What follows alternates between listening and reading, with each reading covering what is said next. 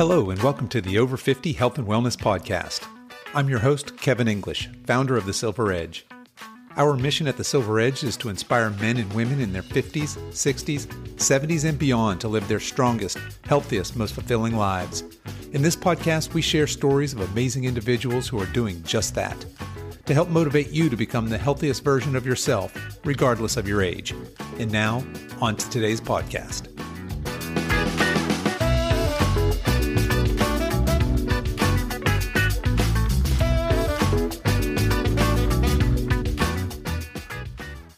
Hello, my guest today is Tom MacCormick. Tom's mission is to educate, inspire, and motivate skinny guys through the process of building a stronger, bigger, and healthier body. And he would know, as a former skinny kid himself, he added over 50 pounds to his frame. Not only did he experience a physical transformation, but in the process of getting bigger, he became a happier, stronger, and more confident person. Tom has a master's degree in strength and conditioning, and today helps clients from all over the world gain muscle and self-confidence. Tom, welcome to the show. Hey, Kevin. Great to be on. Thank you very much for having me. Yeah, my pleasure. I'm glad to have you here. I'm excited to dig into today's topic. And I certainly want to talk about what you're doing today to help skinny guys build some muscle. But let's back up a little bit and talk about, let's get some background on you. What were you like as a kid? Were you an active boy? Yes, I was. I played pretty much every sport that was going as a kid. But I would say I was very sporty, but I wasn't athletic, if that makes sense. Sure. So I was a pretty decent sportsman, good hand-eye coordination, whatever, quite skillful in the sports I played, but I wasn't the quickest. I certainly wasn't the biggest or the strongest.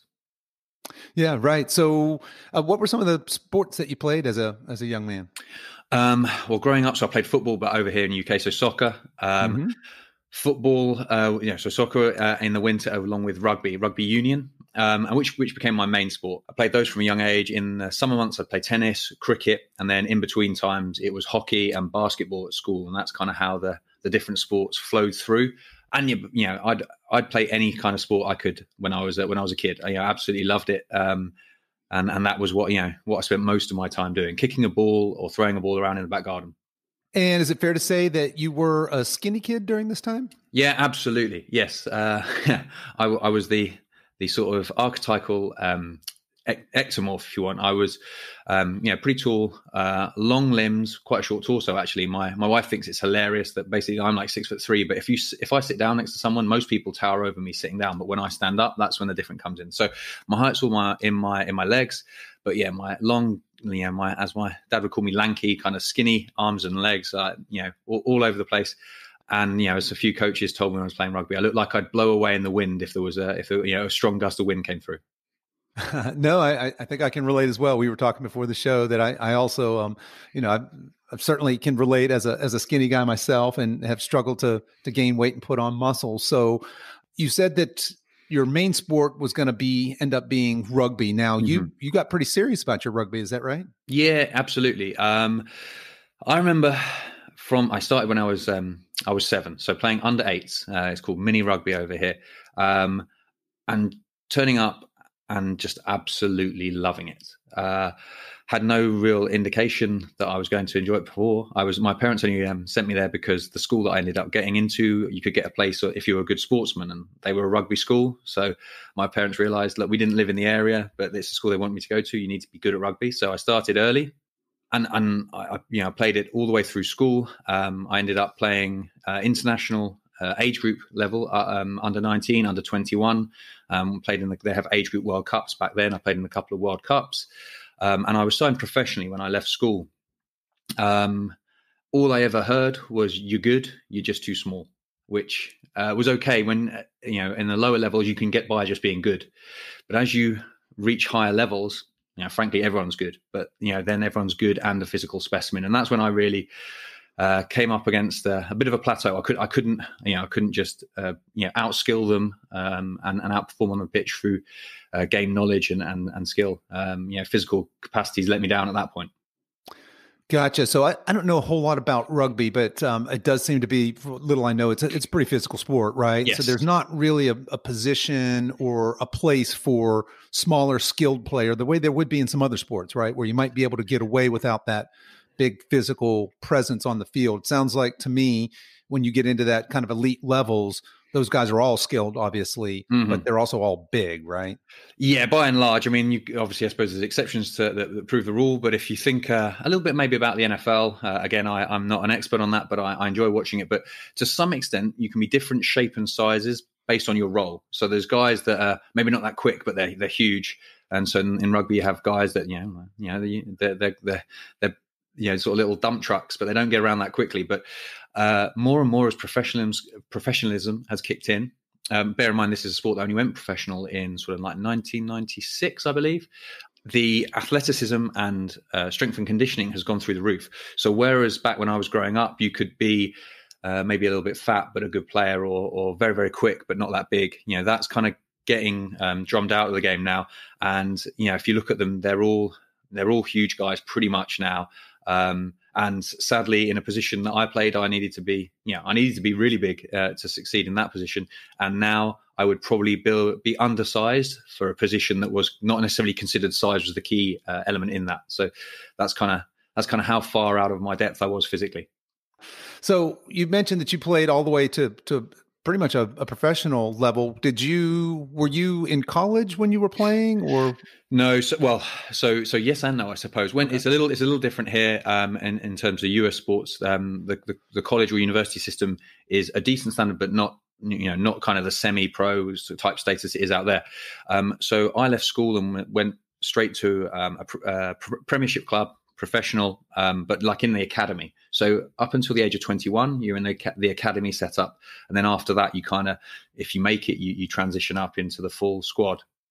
And my first year, I just did that. The second year, I went back to university and kind of did a degree part-time. And then my second year went really well, to be fair. It was the best year I had. And then things were looking quite promising. At that point, I thought I genuinely might make this. So I stopped university and focused full-time for that third year of my 3-year contract. Sadly, the contract didn't get renewed. It wasn't really a shock to me because I'd been told, you're just not big enough the whole time. And I left it too late to try and do anything about that. And I wasn't able to do enough about it. So yes. And then after, what basically happened was just a year later after that, I had a new contract with another club at a slightly lower level. And then I got a career-ending knee injury. I ruptured all 4 ligaments in my left knee in one go. It was a complete dislocation below the knee. So my foot was pointing at a 45-degree angle to my knee. I tore the cartilage, all this sort of stuff. Anyway, it was really fun. But it was a career ender. And so age 22, rugby was done for me. And after that is when I went back to university. Gotcha. So at 22, you had this career-ending injury, obviously pretty serious, and you went back to university. So you had this love for sport, and we know that you ended up getting a master's degree, right, in strength and conditioning. Yes, and correct. so is that kind of went back into school for the strength and conditioning piece? So yes, what had happened is that in that final year at the first club, Harlequins, the professional club, one of the other guys who was like what we used to call them mutants, that was the name for rugby, but like a real physical specimen, really nice guy. And he like took me one side as, you're just not big enough, but like you're good, so you need to get bigger. He told me you just need to train every day for 2 weeks. It's not sensible. It won't be the best training, but you'll be addicted. And after that, it'll take off. And he was right. I did that. And then I suddenly bitten by the bug. I mean, before I'd hated lifting weights in the gym. I'd always be injured or have a physio appointment or an excuse why I didn't have to be in the gym lifting weights, which looking back is ridiculous because that's exactly where I needed to be. And that was, I was sabotaging myself. Anyway, long story short, he told me that. And I'd been then bitten by the bug. Then I had a year playing semi-professionally. And I was getting my personal training qualification because by then I was like, I really enjoy this. I want something to support my income and give me a potential career after rugby. Then obviously the injury happened and that sort of focused my mind on, right, this is what I want to pursue. So yes, then I went and I did a sports science and coaching degree first and then followed that up with the master's in strength and conditioning. Now, you said something interesting in that story. You said you hated going to the gym. Mm-hmm. Talk a little bit about that. What about the gym did you not like? Well, I wasn't good at it, right? And not only wasn't I good, I wasn't even average. I was significantly below average. And then I suppose you put me in an environment where everyone is in the top few percent because they've made it to this level, and they have the physical attributes to be professional and international rugby players. So, I was immature, I suppose. I mean, I was certainly not mature enough at that age to deal with the fact that this is a weakness and it's an opportunity to improve. Instead, it was just, I felt very insecure. The fact that you'd go in and genuinely, you hear the stories of like people walking in and picking up your working weight for a warm-up set. Well, that was very true. I'd be in there. I remember doing a session bench pressing and whatever the top weight I could manage. And we actually signed. At the time, he was the South African captain. South Africa, they're good. They're a really good rugby team. And the guys that play for them, I mean, they're huge. He genuinely strolled in, walked over to the bench because that was the first exercise in his weight session, lay down, my work set. And I mean, he could have probably done like 50 reps, but he sort of did a quick 10, like threw it around, was like, slapped some weight on. And then that experience, that really hit me quite hard. I didn't take that well, if I'm honest. Yeah, that can be intimidating, and I can certainly personally relate. I know in my personal background, I ended up in the endurance events, right? I'm a pretty tall guy. I'm 6'2", and I did a lot of marathons, a lot of triathlons, and I kind of burned out on that, and I wanted to transition. I knew I was skinny, and I wanted to do something about it. And after taking a little bit of time off, I said, well, I'm going to go to a gym, and I got a membership at a Globo gym. But to your point, walking in there, I was I didn't know what I was doing, right? And B, I was very intimidated. There were big, burly guys in there throwing around a lot of weight, and I was embarrassed. I didn't want to lift a weight next to somebody who's doing quintuple what I could even possibly dream of doing. So it was really difficult to get started. What tips do you have for people that are maybe listening to this and can relate? They're, maybe they're thinking about going to the gym, or maybe they've tried going to the gym and just, said, well, it's not for me, but it's because of this, because of that kind of intimidation factor, especially somebody who's maybe over 50, right? And this is their first time going in. It can be even more intimidating, right? There's a lot of younger people, maybe loud music. There's guys with their shirt off, and they're pretty buff, and they're throwing around some pretty big weights. What tips do you have to kind of help people overcome that insecurity? Great question. And it's a really important topic. So the first one I'll say is understand that, frankly, no one else cares what you're doing. I mean, this is a hard one. You're the center of your universe. You think you're the center of everyone's universe, but you're not. No one cares. I've realized this now a bit too late, but everyone else is worried about what they're doing and worrying. They're probably thinking you're judging them. Rather than worrying about what you're doing and judging you. So first thing is realize that, frankly, you're not on anyone else's radar. To be honest, get in, do your own thing, do it for you. And then, hardly anyone is actually fussed about what you're doing. The second thing, and I did this by accident, that time when I said I got addicted to the gym, I went every day. I went with one of my best friends, and sometimes there was a few of us, a gang of us, safety in numbers. But I'd by that stage done a bit of lifting and for rugby. I was probably a bit ahead of him. And when we went in, because there was two of us, I felt more comfortable. We could chat to each other and almost distract myself from worrying about what other people were thinking. Getting a gym buddy. If you can get a friend who's got similar goals, arrange to go in at the same time. That would be another one. A really simple one. If you can't do that, is get in the gym. And then maybe just do some cardio, right? Like it's like graded exposure. You get used to it. You start to see the same faces. You realize they're not all nasty people. In fact, they're mostly there to help you if you want it. If you go in and like sit on a treadmill, 30 minutes, just get used to the place, get a sense of the place, get comfortable with how things go, observe, okay, that guy's doing that exercise, this, the weights are over here, like all the girls are over doing this, whatever, blah, blah, blah. Just suss the place out, case it out a little bit. And then you'll start to feel more comfortable getting a coach or someone, if they offer an induction or a free session, take advantage of that. I mean, most people go through the motions. They can't, I've got to go through an induction. Well, actually, that person's being paid to take you through, and they're probably bored because they've got nothing else to do that, right? Ask them questions, get them to help you. And then it's a friendly face. You get to know them. Then every time you come back to the gym, there's at least one person and just build up from there. I think those three things would be three things that immediately spring to mind for me.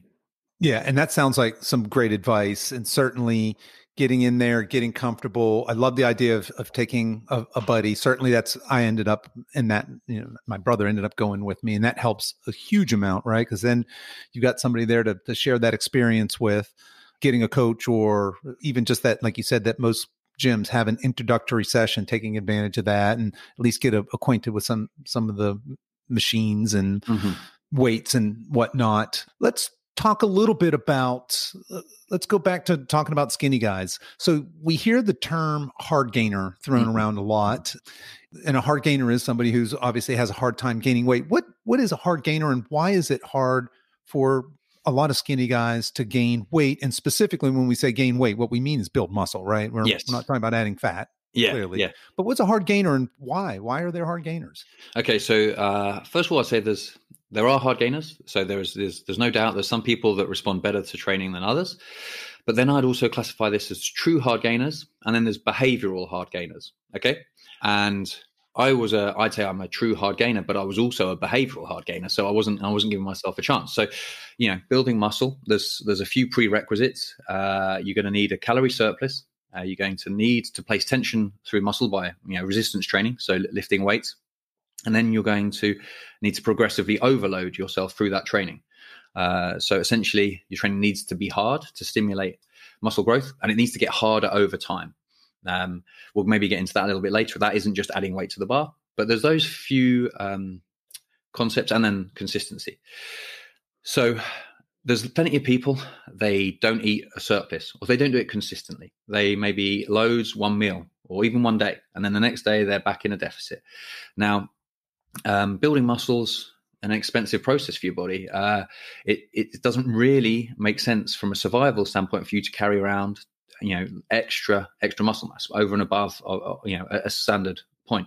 So you need to give a reason for that to be built and then to be retained. So you need to eat enough, you need to train hard enough, and you need to get enough rest and recovery. Because another concept that I was a bit slow to pick up was that you don't get big lifting weights, you get big recovering from lifting weights. And in the early days, I would train because I thought more training equaled more gains, but then I wasn't ever recovering. And then allowing that, the training is the stimulus, then you have recovery, then you have adaptation. And the adaptation is the bigger, stronger muscles, but you need to go through that whole cycle: stimulus, recovery, adaptation. And I was just stimulus. And I think a lot of guys fall into that trap. Now, that's the behavioral side of things, I think, that people can accept. And then, despite that, even if you do everything right, there are, there's some people can run 100 meters in 9.58 seconds. In fact, one person can, but not everyone can, even if they train just like Usain Bolt. Now, you could do everything right in the gym, nutrition, recovery. You're not going to look like Ronnie Coleman, even before he took loads of steroids. I mean, but what you certainly can do is transform your physique dramatically. Even when you get people who are hard gainers and their rate of gain is slower, I've never met someone who can't build muscle and strength. They just don't maybe do it quite as quickly as some other people. And genetics are going to be a factor for that, 100%. So does that answer your question? Is there anything in particular there you want to get more detail on? Yeah, that definitely answers my question. I kind of suspected you were going to go into I haven't heard it called behavioral hard gainer, but I suspected that's where you were going to take us, because I think a lot of people, myself included, have said, well, it's just the way I am. It's my genetics. I'm skinny. I'll never be able to add muscle. But when you look at my behaviors, I wasn't giving myself a chance really to, I didn't understand what my calorie maintenance was, let alone what a reasonable surplus would be. So yeah, I would like to dig into a lot of that. You talked about we got to be in the calorie surplus. We got to add some resistance training in there. We need some progressive overload. We need that consistency. 4 keys for adding muscle for anybody, but especially so for hard gainers. Before we go there, sticking kind of on the skinny guy theme here for a minute, let's talk about another term that we hear, and that's skinny fat. And I think that's getting more attention these days. I think I told you earlier, I had done a lot of triathlons, marathons, etc. I was skinny. I was very, very skinny. At 6'2", I think during one of my events, which was in August, in brutal heat. And I've been training a lot. I was all the way down to, I think, 176 pounds, something like that. So super skinny. Not a real good look. And what had happened is I had stopped training, just stopped. Now you can imagine I didn't really think anything about nutrition back then, other than I could eat whatever I wanted. And my diet was mostly carbs, and I didn't distinguish between whole food carbs and trashy processed food carbs, but I got away with it. Right. So I stopped training. I pretty much kept eating the way I was eating. And I found myself in what I now, looking back, realize is very much a very unhealthy state of being skinny fat. My legs and arms were pretty skinny, but I had a pretty decent round middle there. Mm-hmm. Talk to us about skinny fat. What is that? What causes it? And how do we overcome that? Okay. Yes, so skinny fat, it's a problem. Lots of people that I end up working with online, that's kind of where they feel they are and they're stuck. One of the ways that skinny fat quite often comes around is, as you say, is you're in a surplus. So you're gaining weight, gaining fat, but you're not doing the training to stimulate growth. So as a result, the body will store fat, and then guys tend to store fat around their gut and most of it there, but around their midsection, that kind of, there and there on their backside. So you get that kind of fat belt, but skinny arms and legs. Predominantly that occurs simply because people are in a calorie surplus and they don't train, or they don't train properly. That's the most common way I see it. They think they're active, or they're trying to bulk up, but they have no clue what is required training wise. So they've nailed the calorie surplus, but they haven't got the placing tension and a stimulus through the muscles, and they haven't got progressive overload, or they're just quite sedentary, right? I mean, if you sit at the desk all day and you have a sedentary job and you eat a surplus, given just male body fat storage pattern, it's likely to end up there. Partly, for survival mechanism, protects organs. We're going to have fat around that area rather than our limbs. So that's one of the main reasons why it happens. Then the way that you got to think about this is also, if you give yourself the nutrients to gain weight, as in you're looking for muscle, you need to also give the body that reason to grow it. So you need to do proper training, and that's resistance training. If we talk about hypertrophy, essentially you can build muscle going pretty close to failure, lifting 5 to 30 reps, okay? But you have to work hard. You have to get quite close to failure within that rep range. Now, there's some parameters within that you want to zoom in on and spend most of your time, but it doesn't have to be too complicated to begin with. People don't do that. I would say, it's a long way to say that people don't train properly, but they eat too much. And the way that'll end up looking for most guys is skinny fat. Especially if you're, a naturally skinny guy, because you have those long arms and legs. So even if you put like a few pounds of fat on your arms, that like if your arms are like got a 7-foot wingspan, you're not going to notice that. On a shorty, chunkier guy, then their arms might fill out, and then that's what they can get away with that in a t-shirt. Maybe they look quite jacked, right, quite buff. But for you, that's just not going to. If you're someone who's really tall, unfortunately, it's not going to work that way, because your arms are never going to fill out, and that gut's just going to keep expanding. Yeah, that's a shame. I didn't think about that, but I suppose from an evolutionary standpoint, there'd be a reason why the fat would store in the midsection. I would really like it to come, into my pecs and my arms, but that's not where fat really sits on me. Yeah, calves. If it could go on my calves, I'd be pretty happy. That's right. I'm sure a lot of guys would like for that fat to store there in their calves. So it reminds me of a quote. Dr. Gabriel Lyon said something along the lines of, most of the health issues that adults confront is not so much a result of being over fat, but of being under muscled. And I think that we see that very, very classically in the skinny fat guy. And that's an archetype now. There's a lot of, we have a lot of obesity, obviously, in the Western world. And that's, a lot of people listening to this are probably rolling their eyes. They're like, what do you mean skinny guys having a hard time gaining weight? I have no sympathy whatsoever for you, but it is a thing. And especially for, I think maybe in the aging population, we have people that are frail and that do have a hard time gaining weight.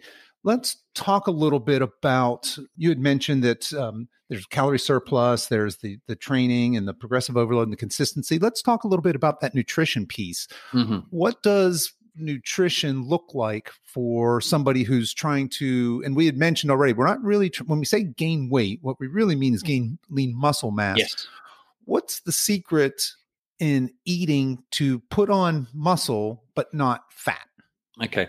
So there's a hierarchy of needs. And the first thing is your adherence. You need to pick a diet plan that you can stick to consistently. Now, why I say that, I mean consistently as in it can be similar each day, which is a contrast to fat loss if your goal. So with fat loss, as long as you are on average in a deficit over a period of time, you will lose weight and fat.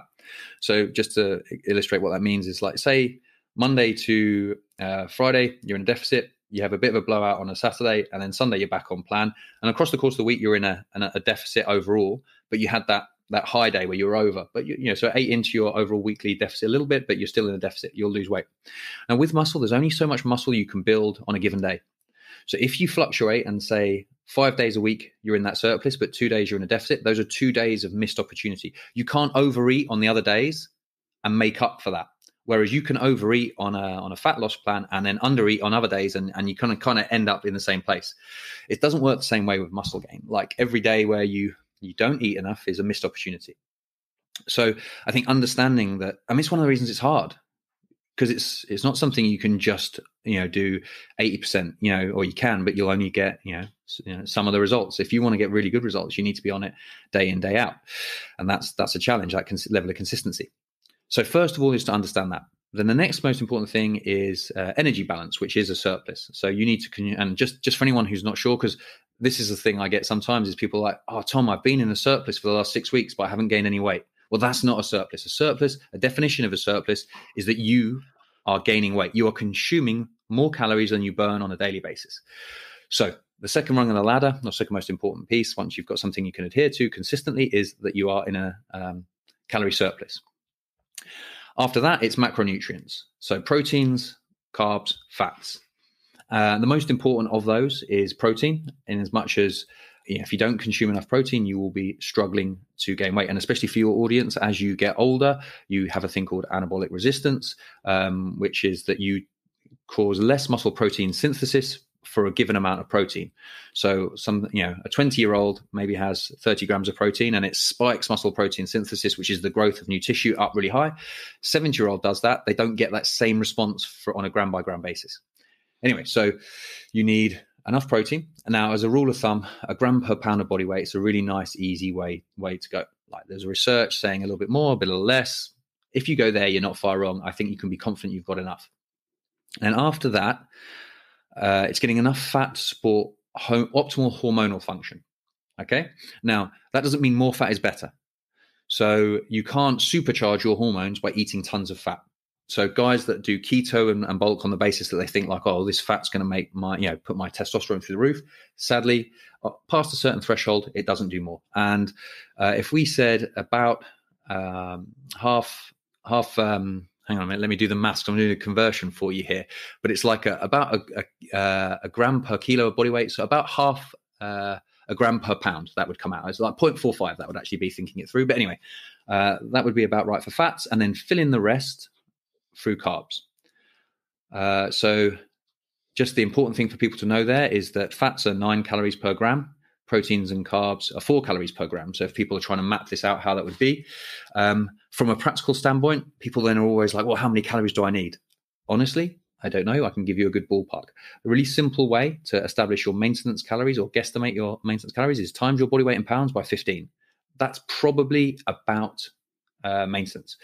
But then if you want to actually get results, you've got to put some effort in. So then eat that amount of food, track your body weight, do that for 2 weeks. See what happens to your weight. If your weight stays the same, you're at maintenance. If it drops, you're in a deficit. And if it goes up, you're in a surplus. Maybe you don't need quite as much as you want. And then you titrate the calories up or down to be gaining at an appropriate rate. An appropriate rate is between 1/4 and 0.5% of your body weight per week. Okay? That's a good rate of gain. Now, that won't be all lean muscle mass, but you can be confident you are gaining muscle mass and keeping fat gain under control at that rate. Okay? If you're a complete beginner, you can be at the higher end of that. So 0.5% of a body weight per week gain for someone who's a beginner is a really, really great place to be. Because at that point, there's the newbie gains. They can be in a surplus and actually lose fat, and they get the recomposition effect. Now, if you're a more experienced lifter, someone who's been training a long time, honestly, your scope for gaining loads of lean mass is lower. You're closer to your genetic ceiling. So then maybe it serves you better to go slightly slower, avoid the fat gain, not completely, but minimize it by being at that 0.25% of your body weight each week. After that, we can then move into fine-tuning things like nutrient timing, micronutrients, and supplements. But 80% of your results, assuming you can adhere to the plan, are taken care of by energy balance and macros. Do those two things relentlessly, then you will be a long way to nailing your nutrition. That's great advice. And I didn't realize that, at the end, you had emphasized the consistency. And it didn't occur to me that when you're trying to gain weight, that you're missing an opportunity those days you don't hit your calorie goals, right? Unlike when you're dieting or trying to lose weight, cut weight, not so much, right? If you go over a little bit, you can just take it out of another day that week and you'll be fine. So that's interesting. So folks out there that are actually serious about trying to gain some weight, we've got to really pay attention to the consistency there. Yes. So let's say they dial in their maintenance calories and maybe let's just say it's 3,000 calories a day. They're burning, pretty active folks. What would be a reasonable start increase for a weight gain? Mm-hmm. I know we want to get that 0.25 to 0.5% of the body weight gain per week, but do we add 100 calories and try it out? Do we add 500? Okay. What's a good starting place? Okay, that's a really good question, Kevin. And I'll just before I get to that, there's something you said about the consistency, and I think it's important to say this because I've said it, how important consistency is, and I'm worried that some people listen to this and be like, if they miss one day, they'll be like, "Oh, I've ruined it.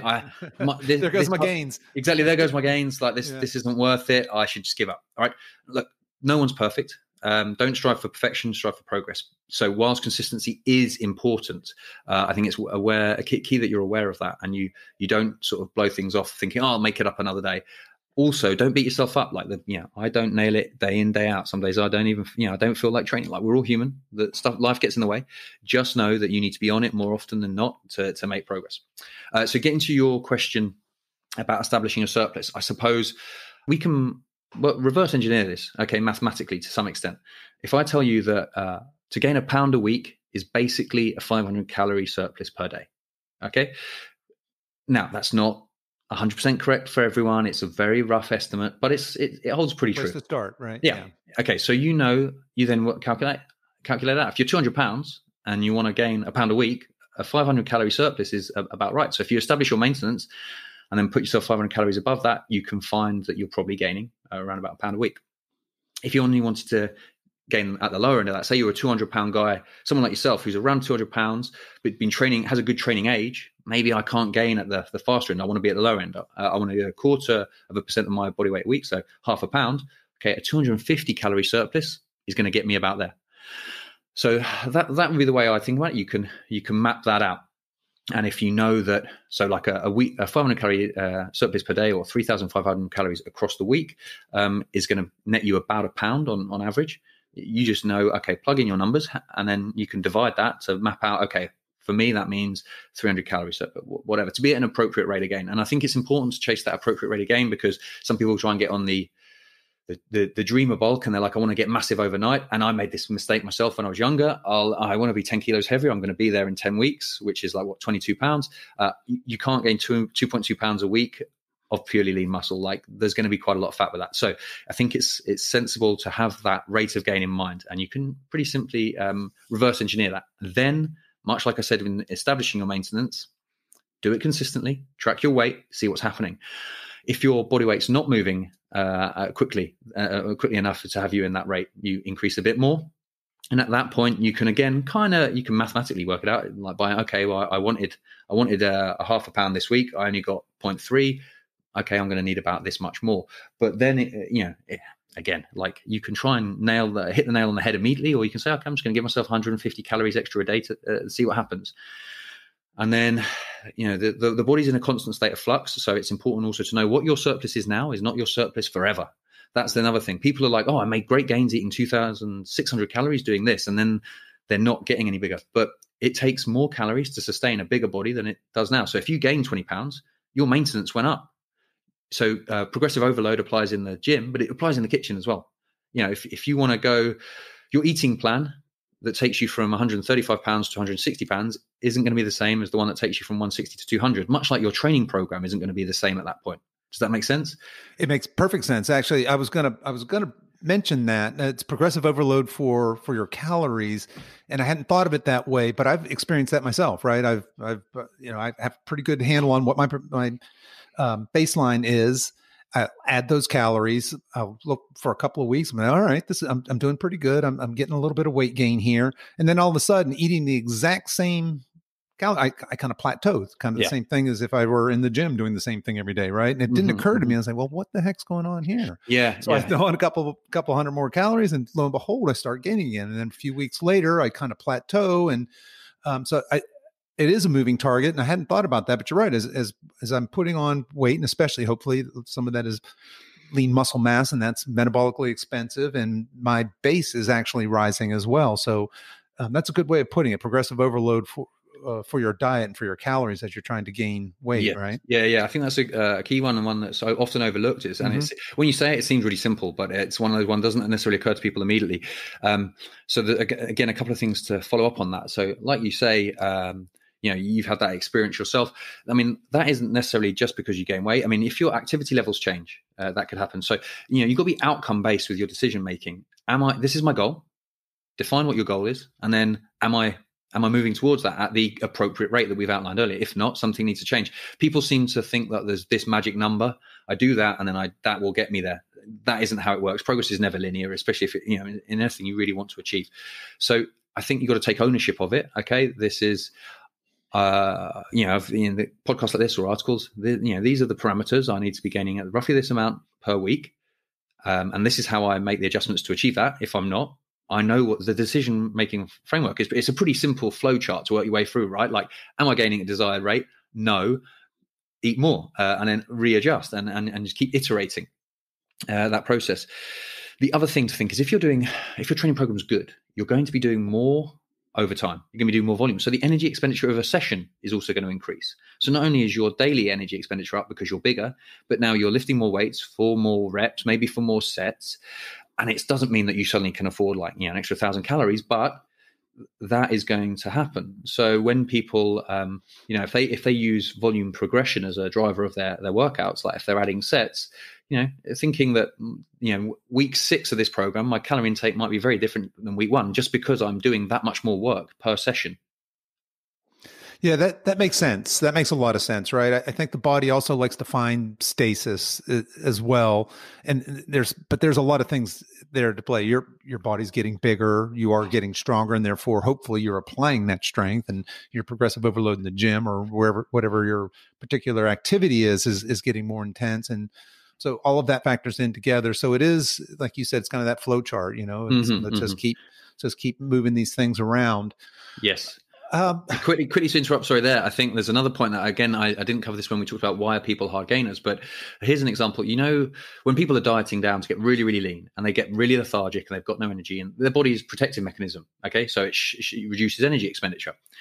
There's research. One of the reasons that people are hard gainers is that as their calorie surplus goes up, their body tries to burn those extra calories. So they fidget more, or their NEAT, non-exercise activity thermogenesis, they're basically daily activities, go through the roof. It revs their metabolism up, for want of a better phrase, and they churn through more calories. And if you're someone who's naturally lean, you got to realize your body loves you, but it hates you. Okay. It loves you because it wants to keep you alive. It's going to do everything it can to prolong life.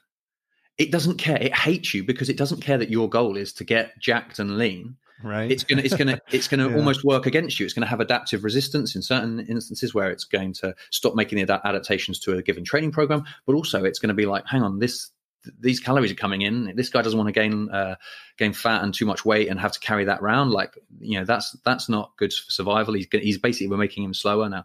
Not that lifting weights makes you slower, but just carrying that extra body weight, it's more strain. It's more energy demanding. Tell you what, we'll burn up some extra calories. And there is research indicating that that's one of the reasons that some people really struggle to gain weight, is just that as the calories come up, their body fights them. Much like someone going the other way, so other people listening to this might be like, thinking struggling to gain weight's a ridiculous thing because they're like, I gain weight, no worries, but I can't lose it. Well, their body's fighting them, but the other way. It's it's grass is always greener. It's just a different problem, but it's the same kind of defense mechanism the body has. Oh, that's interesting. That certainly makes sense, and I think probably resonates with a lot of folks as well. So my next question to you is, the golden chalice here would be for us to be able to lose fat and gain muscle at the same time. And there's a lot bandied about on this topic. What are your thoughts? Is that a real thing? I think it's called body recomposition. Yes. I've Yeah, heard yeah. it referred to, but is that likely for an over 50 skinny guy who's trying to, maybe he's skinny fat? Can that person realistically lose fat and gain weight, or are we going to concentrate on one or the other and then kind of manipulate those two things? So the case of it depends, right? So is it possible? 100%. Absolutely. I've seen it. I've worked with people that have done it. And I know other people that have had those results. So yes, but under certain conditions, is it possible to a noticeable degree? So what I mean by noticeable degree is you'll see this in research where people are like, oh, recomposition exists. Over this period of time, these people lost a bit of muscle, gained a bit of, lost a bit of fat, gained a bit of muscle. And you're like, oh, brilliant. I'm just going to do that. I'm going to recomp myself to my dream physique, which as I later get to, may be a mistake. That's because under lab conditions with expensive technology, they can notice a small change in muscle mass and fat loss. Not enough that me or you could see it with the naked eye, though. And given we're not walking around being assessed by expensive lab equipment, we're judged how we looked, and we place a lot of value on ourselves, on how our physique looks. How you really look in the flesh is what matters. So those studies, whilst interesting, are not necessarily applicable, and I wouldn't place too much store in them. Now, getting back to, can it be done though, and can it be done effectively and to a good degree? Yes, but under certain conditions. Are you a complete beginner when it comes to resistance training? Absolutely, it's on the cards for you. Like, you're in a great spot. Being a beginner pays back there. You can build muscle, lose fat. Alternatively, are you someone who's had a really long layoff from the gym, from lifting? And we're talking years. Then yes, because essentially you're going to get like newbie gains all over again. You've become a novice again by having time away. So yes, you can do it there.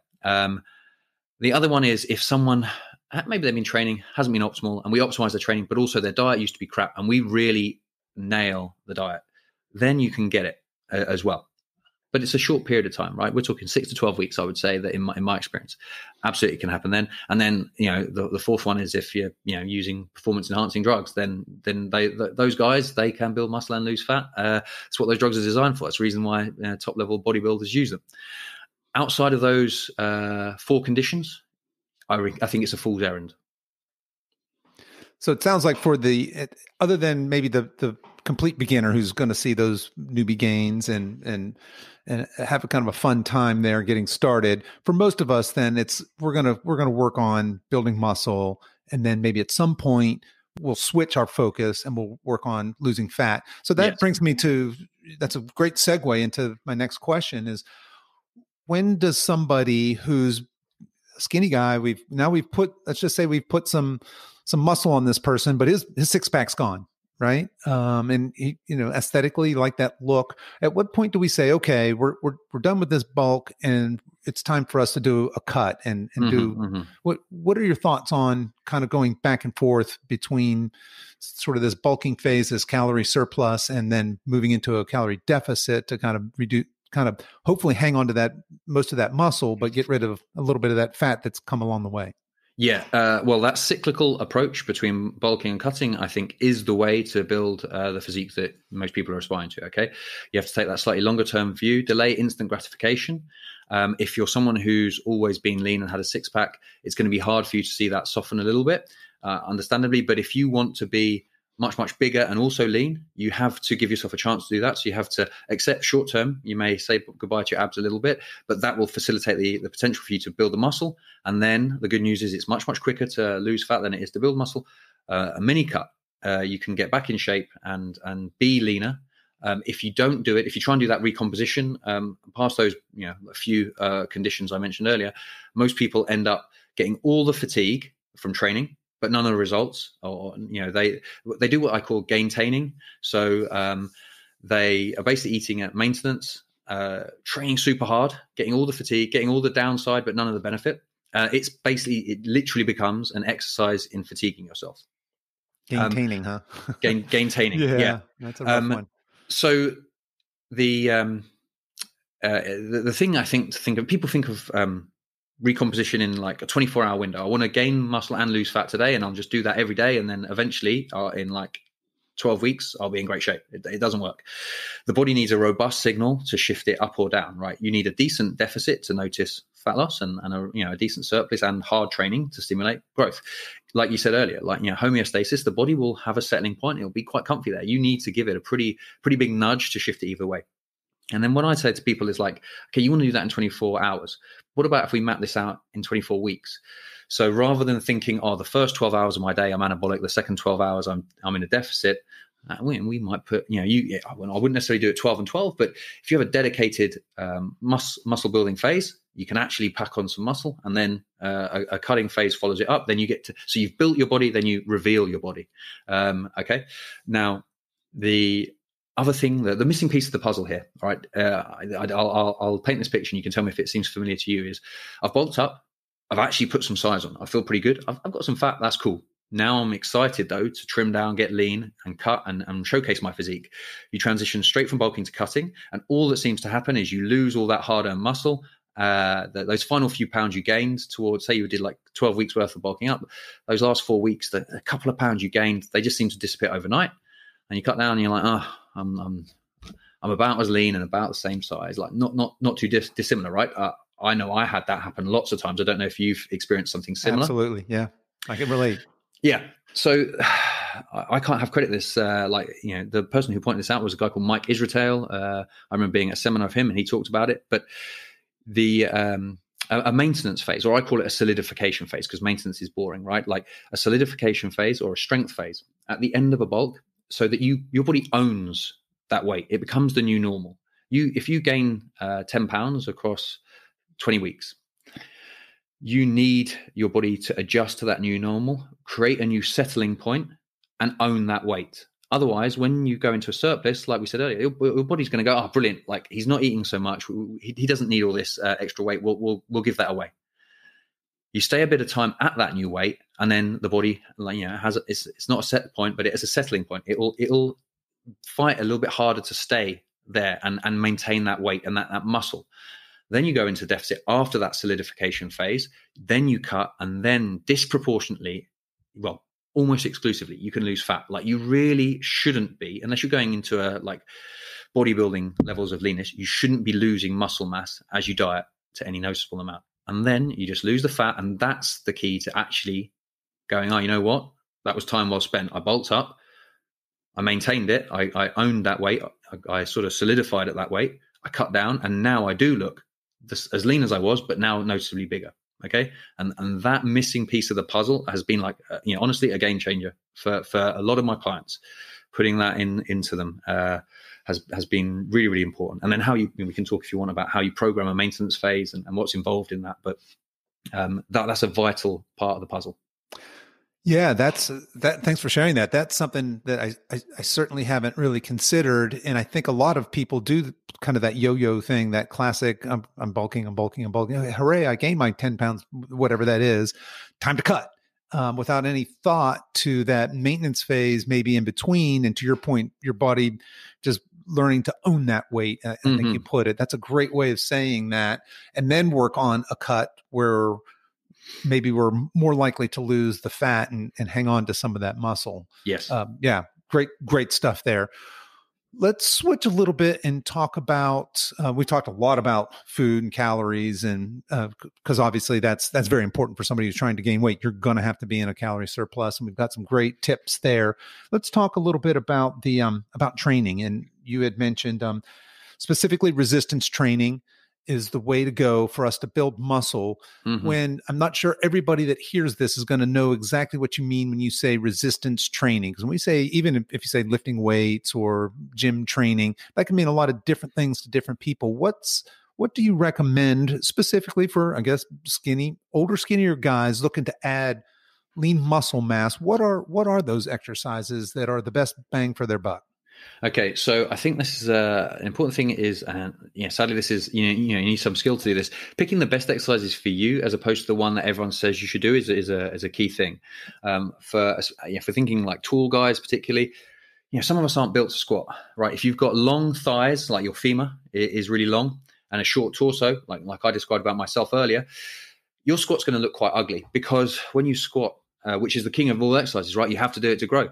Or that's what people have you believe, is that it's an exercise in not falling over. Your body has to find a way to keep that bar or your center of mass over the midfoot. so you can maintain balance. If you've got long femurs and a short torso, that means you're going to fold. My femurs here and my torso's here. I have to fold forward to keep that central mass over. Then you got to question: is it a really quad, dominant exercise? Is it really building my quads? Chances are no, but it will probably do a great job for your glutes. Okay. Your structure is a bit different. If you're someone who's got a long torso and short femurs, it'd be the complete opposite. You'll have a bolt upright squat. It'll look beautiful. It'll look how we picture a good squat should look. Maybe it's a great exercise for you. Another example is the bench press. Some people, they've got a great big rib cage, nice steep sternum angle, quite short arms, short forearms. They're built for bench pressing. The fibers line up when they press, and it gets great stimulus. Tension goes through the muscle. You've got someone who's 6'3", but they've got a wingspan of 6'7" and a shallow rib cage. They're coming down, they're cranking into an internal rotation. Those are the people that tell you, I just feel it in my shoulder, and I don't even, not in a good way. Like, it's not like I'm growing my delts. I'm just getting discomfort in my shoulder. Maybe a floor press is the better exercise for them because it's naturally limited, but they can work through a range that, actually the excursion, as you want, of how far that bar travels is the same for them. It's just that it doesn't meet their chest because their chest is so much shallower. But actually they take the bar through a decent range of motion. There's plenty of stimulus. It's joint friendly. And one of the key things when you're training is you need to be able to keep training. And the best ways to stall your gains is to get injured and have to spend time out of the gym. Yeah. So picking the right exercises for you is a key one. It's not that simple. But if we're going to go by and large, find what I would call is your big three, maybe your big four, but they are variations of a horizontal push and pull, a hip hinge, and a squat pattern. Okay, so your squat might be a hack squat machine rather than a back squat. Your press might be a floor press rather than a bench press. For back, it might be you might be great at pull-ups, or you might not do well with bent over rows, but you might do well with a really good with a single arm dumbbell row, so you can brace yourself. And then for your hip hinge, I'm not a big fan of the conventional deadlift for muscle building. It's a great exercise for strength. I think it's one that's good early in your career to learn the movement pattern. But one of the problems is that most people just drop the bar or they ride the bar on the way down. There's no real tension. We're not lengthening the muscle under tension. Maybe for you use a Romanian deadlift as your key hip hinge. Find your big four and then don't chop and change too much. With those, develop the skill so that you can progressively overload them.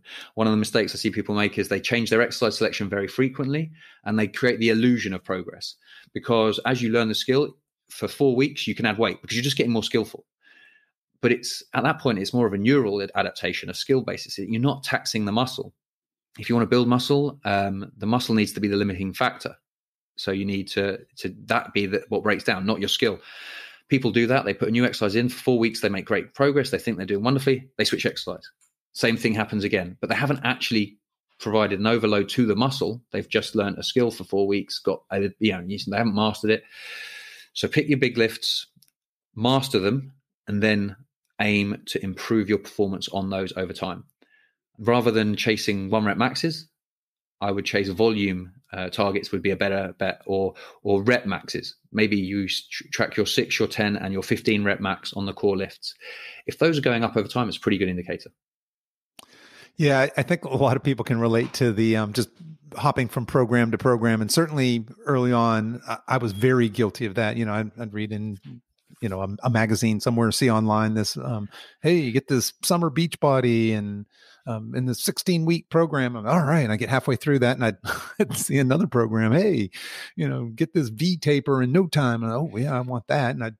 But to your point, you get into that where you do see adaptations, but it's skill based, neurological adaptations. To your point, it's probably not muscular adaptations, the way that if somebody's doing these squat patterns, these hip hinges, these pushes, these pulls, and these big compound, quote unquote, maybe boring programming, but very consistently over time with progressive overload, that's really when we're going to start seeing the muscle gains. Is that a fair way of putting that? Yeah, that's a fair way to say it, especially I really like the way you've listed that off there. And I think getting to your point of people program hopping, we've all been guilty, right? The grass is always greener. There's shiny object syndrome. There must be something better. I've done it. The problem with that is, the social media and fitness magazines kind of feed into it. they sell us this like quick fix, and we jump on them, and it's great, latest and greatest programs. What I found is people can either design a good workout, or they can find a good workout, right? But hardly anyone can write a good program. Now, because a good program is how you manipulate the variables over time to keep you progressing. It's not just looking at the world through a straw of, I went in and completely annihilated that muscle group. It's the session I'm doing today built on the one I did last time, and it facilitates or it potentiates the one I'm going to do next. And that's good programming, when you stack phases one on top of the other and they have an additive effect. Like then it's like a force multiplier, good programming. The way people hop around from one to the other is almost like 1 + 1 + 1 + 1 + 1 = 2. Whereas actually you do proper programming, and it's not quite 1 + 1 = 3, but it's, like 1 + 1 + 1 + 1 = like 5.2 or something like that, right? You get a little bit more. And that's, the sports science term for that is phase potentiation. But that's basically knowing, what am I training now? How did that build on what went before my last phase, and how is it going to facilitate my next, and what should I be doing next to capitalize on that? And that's kind of the real secret to unlocking the plateau, the dreaded plateau. Most people give up on achieving their goals because they get injured, or they hit a plateau and it's like too long, they can't work out how to get past it. If you do good programming, you can manage your injury risk, and you can, can't completely avoid plateaus, but you can reduce them or minimize them and shorten them in duration, so that you are always progressing. That's very well said. And that distinction between a good workout, maybe even a good workout plan, and good workout programming with that long-term strategic goal certainly can be a big difference maker. And that's why people come to people like you, right? That's why people hire coaches and people that understand this, because it's not as simple as just looking in a men's magazine or going online and finding a good looking program. That's better than nothing. And it's the way most of us start.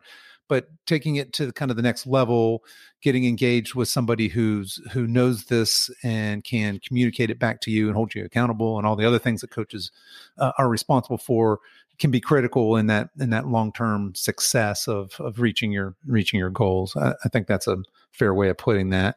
Yes, 100%.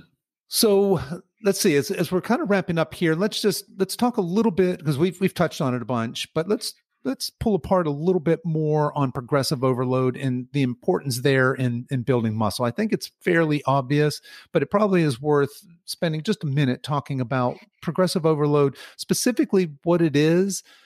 And I know that there's more than just one way to progressively overload, right? I mean, we can clearly, I think everybody's thinking, well, yeah, you just add weight to the bar each time, but there are other variables and levers we can push and pull, right, to kind of manipulate that progressive overload.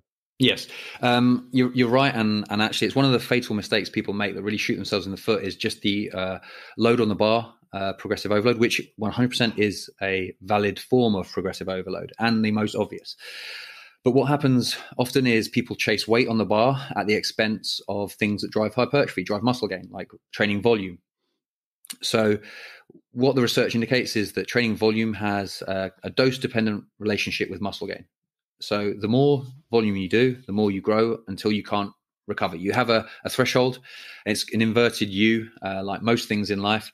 There's that sweet spot. This is like the absolute, like the most you can handle and recover from and adapt to. And then if you go past that point, you get diminishing returns. And if you go way past it, you actually get worse gains. But up to a point, the more training you can do without exceeding your capacity to recover, the better your gains.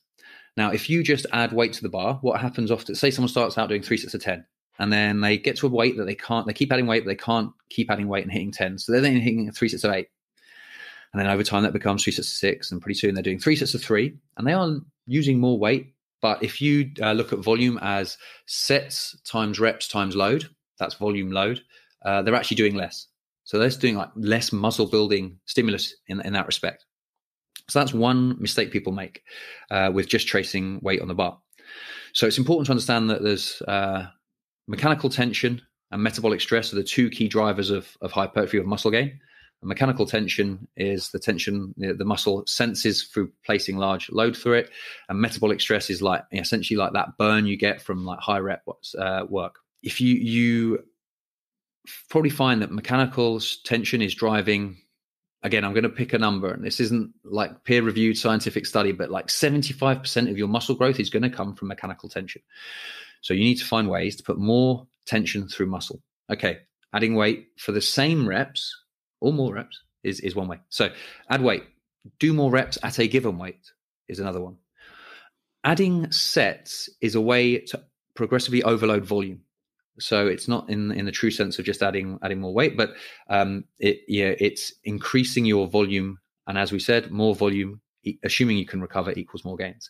So it's one of the ways you can find is I like triple progression or double progression. There's different ways. Like, so if we go single progression is add weight to the bar. Double progression would be you give yourself a rep range, say 6 to 8 reps. And then I stick at the same weight until what I can handle for sets of 6 becomes sets of 8. And then I add weight and I start back at 6s and work my way up. And that's a really great progression scheme for anyone who's past the beginner stages, but not like super advanced. And then you've got triple progression, which is those first two. So you've got a rep bracket. You work your way from the bottom to the top of that. Then you add weight and start at the bbottom. But when you start at the bottom, you add a set. Okay, so then you're getting more volume. So if I try and walk this through, say you were doing 3 sets of 6, you make that to 3 sets of 8. When you go up 5 pounds but drop back down to 3 sets of 6, your volume load will probably drop. If we map this out, sets times reps and loads actually comes down a fraction.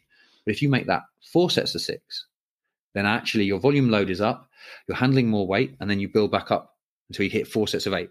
And then you can repeat the process and go back down. It can be 5 sets of 6 and work up to 5 sets of 8. Now, you can't do that indefinitely because your training will become life. You will never get out of the gym. But I find that people can go through that cycle 2-3 times, and they are overloading via volume, which is a key driver of hypertrophy, but they're also placing more tension through more load on the bar and more reps at a given load. That kind of ties back to the comment about having an experienced coach can be critical, because that may not be evident to everybody that they can just do that undulating periodization, and I think you called it triple progression. Yeah, no, that's great tips, and certainly makes sense, because I think everybody listening to this or anybody spending any time in a gym, in addition to can relate to program hopping, can relate to plateaus, right? And they can be really frustrating. And for most of us, we don't know what to do. And for some of us, it end up being discouraged and kind of kicks us out of the game. And that's not where we want to be. So, yeah, absolutely. So, just quickly summarize, because like I gave you quite a detailed answer on progressive overload, but like literally add weight to the bar, do more reps at a given weight, do more sets. The other one you can work on is like how hard you work. So we can build muscle without having to go to failure.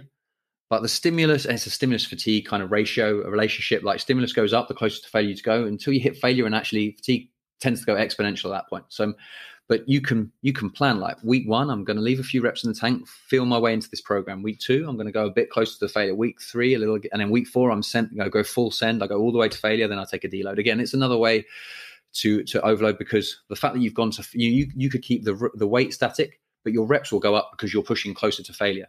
So you might have started with a 12 rep max and hit 8 reps in week 1, but then you take that to 12 on week 4. And actually in week 4, because you'll have adapted, it might actually be that you can handle 13 or 14 reps at that given. I mean, it's not going to be that simple mathematical equation, but your body's adjusting and adapting as you go. But long story short, progressive overload means that training has to be hard, and it has to get harder over time.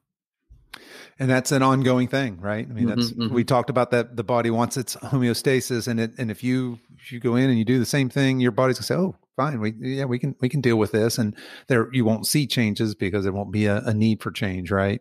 Yes, absolutely. Yeah. Well, Tom, as we're wrapping up here, tell us what's next for you. What's on deck? We're recording this just so people know it's December 2020, so we're somewhere in the midst and hopefully the end of this crazy pandemic times. But what do you have on the horizon for you?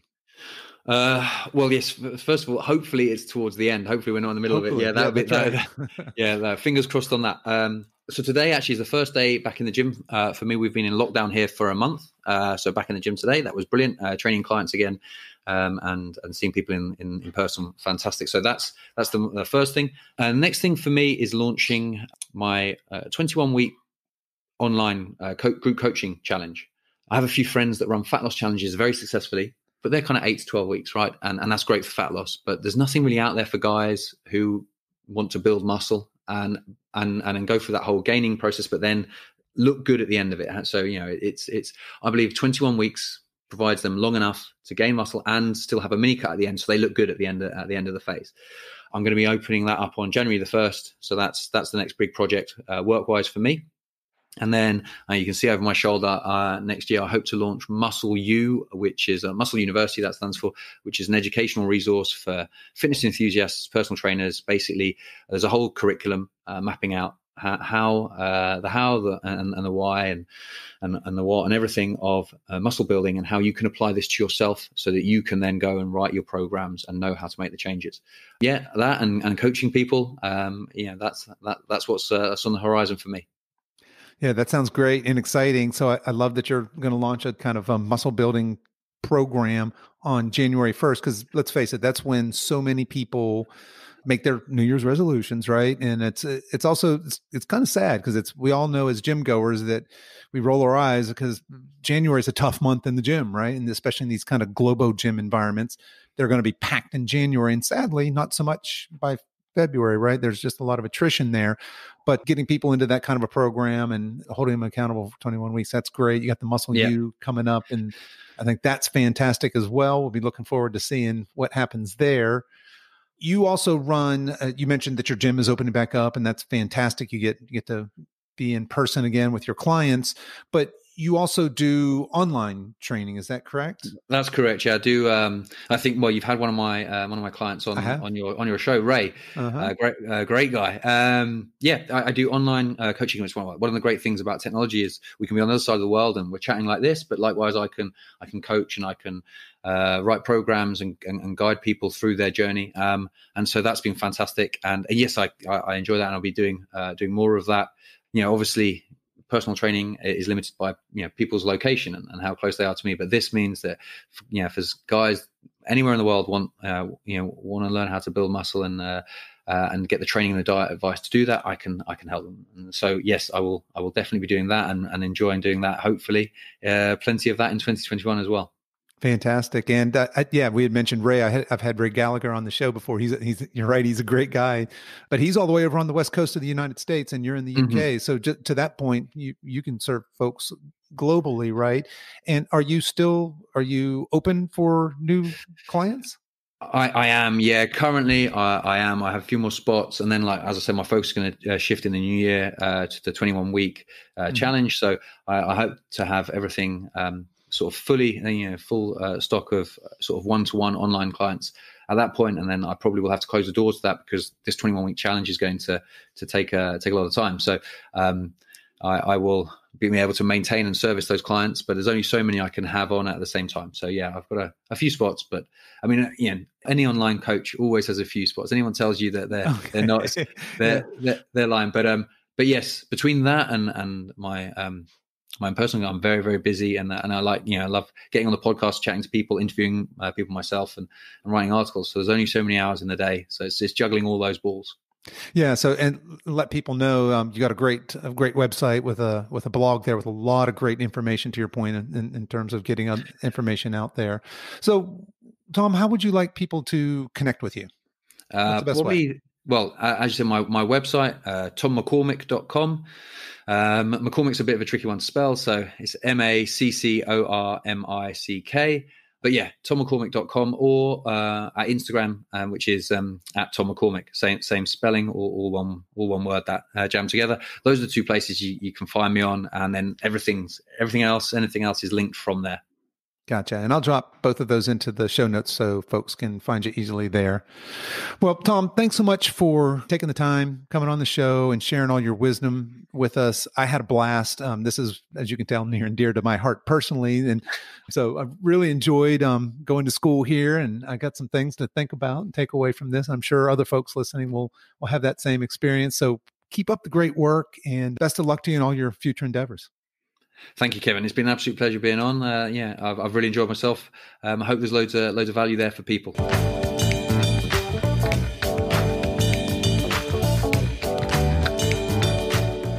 Well, that's our show for today, folks.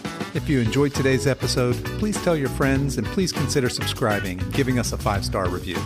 All the show notes and much more are available at our website at silver-edge.com. That's silver-edge.com. So until next time, stay strong.